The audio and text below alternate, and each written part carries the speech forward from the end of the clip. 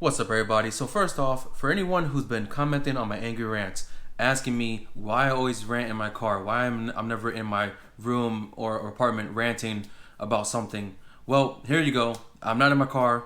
As I always said on those comments, I have roommates and neighbors, so I'm not trying to scream at my camera to disturb my roommates and my neighbors. But anyway, I have a bit of an angry rant for the creative director of Days Gone, John Garvin. And he had an interview with David Jaffe on his podcast on YouTube. And this guy, I guess he had a meltdown or something because he said some really crazy shit. Okay? So here's what his biggest problem was with anyone who's crying for not getting a Days Gone sequel. Okay? I have the article right here in front of me. And this is what he says. I quote, he says, "I do have an opinion on something that your audience may find of interest, and it might piss some of them off." Garvin replied, "If you love a game, buy it at fucking full price. I can't tell you how many times I've seen gamers say, yeah, I got that on sale. I got it through PS Plus, whatever." Now, first off, I never played Days Gone. I have yet to play it. So I don't really care whether or not it gets a sequel. What I more so am ranting about right now in this video is how this guy reacted to people who want the sequel. His whole mindset on the situation. So here's the problem, okay? You said people who love the game should buy it at full price. The reason why that's an issue is because I don't think anyone knew if your game was going to catch their attention, okay? They don't know, you're not going to know if you like something until you buy it, okay? So for you to say buy it at full price if you love it, how will they know? Okay, if it's like, another Call of Duty comes out, all the Call of Duty fans are going to buy it at full price because they know what Call of Duty is. Or if a new Uncharted game comes out, all the Uncharted fans are going to buy the next Uncharted because they know what the series is. This was a new series that you guys started, a new game. No one has played. There's been no previous games for this franchise before. So of course no one's gonna buy it at full price if they, one, don't know if it's gonna be good or not, and two, they watch all the videos on YouTube, reviewers, previews, and it shows them this game has bugs, it has glitches, the story was okay, it got a 6 out of 10, 7 out of 10, whatever the rating was. So of course people aren't gonna buy it at full price if they don't know what they're buying exactly, you know. So that's the first problem.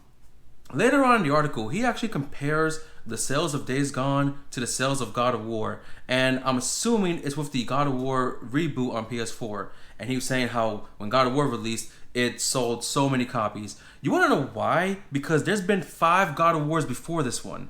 So everyone knew what the series was, they knew who the character was, they knew it was a reboot, and they knew they could trust it because all the God of War games have been great. The only exception might be Ascension. I was never able to complete it. It just didn't catch my, it didn't keep me engaged for Ascension. But in my opinion, you used to have 4 other great God of War games. So they knew what they were buying. They knew what it was about. Days Gone was new and it seemed very generic. It seemed like a Last of Us clone because Last of Us had just came out a little shortly before that. And there's another survival horror, zombie infection, whatever you want to call it. And it also had new mechanics like the Horde of Zombies, which comes from World War Z, because that was done. That movie came out before this game, and the motorcycle stuff. So that stuff was new, but your marketing team failed to show us what was really in this game that people were gonna buy.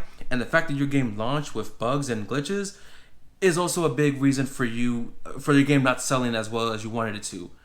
Now, moving on from that, another problem is that you're upset about people who want a sequel now, and you're upset because they didn't support you by buying it at full price. Let me tell you the problem with that. Number one, if they bought the game on sale brand new, they're still supporting you because they're purchasing your game. If they bought it used from like a GameStop, that means the money is going completely to GameStop and not back to you and your company. So that'll be the people who aren't supporting you, but they also are because they bought your fucking game, okay? And the fact that people want a sequel because they did buy the game at a lower price, or they did get it from PS Plus, whether it was free last month or when you got a PS5 as part of the PS Plus collection. People are now playing it and now they want a sequel. You know what that tells you? That tells you, hey, you didn't catch them with the first one when you launched it, but you finally got their attention, you got them interested in the game when it was cheaper, when it was free. So now if you make the sequel, people are going to buy it at full price. That's what you need to think about. And the fact that this guy is coming after all the people who bought the game, telling them, buy it at fucking full price, and we're upset because it didn't sell as well as God of War. Oh my God. Like, you clearly took your fan base, the people who paid for your game, who are not your fans. You gained a fan base because of the free releases and the PS Plus collection. You took those fans and you said, fuck you, because you didn't buy my game at full price, okay? Like, I'm not going to be mad at someone who doesn't subscribe to my channel from the beginning, because they don't know who I am from the beginning. You know, they're gonna find out when I have more stuff out there. When people actually, when I catch people's attention and they're interested in my content, and they say, "Hey, this guy has been growing in subscriber count. I'm gonna subscribe to him now." Okay, people weren't gonna buy a game at full price if they didn't know what it was, if they didn't know what it was about, and if it had all these bugs and glitches. So to what was your name again? John Garvin.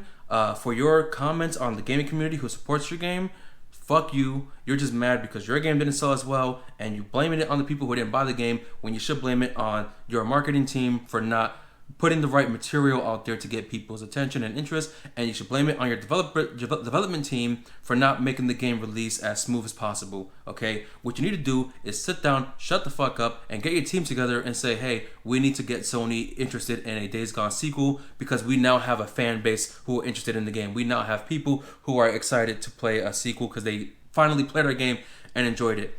And apparently he also was part of the Siphon Filter games that released. Nobody played Siphon Filter, let's be honest. Even to the point where one of them was on PSP and it was free with one of the bundles.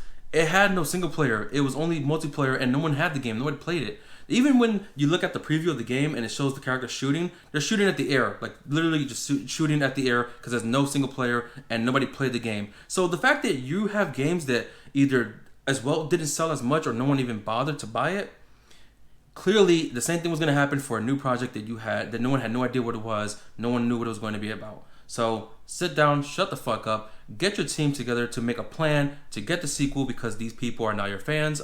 They're fans of the game. They want the sequel, and they're going to pay full price for it. Simple.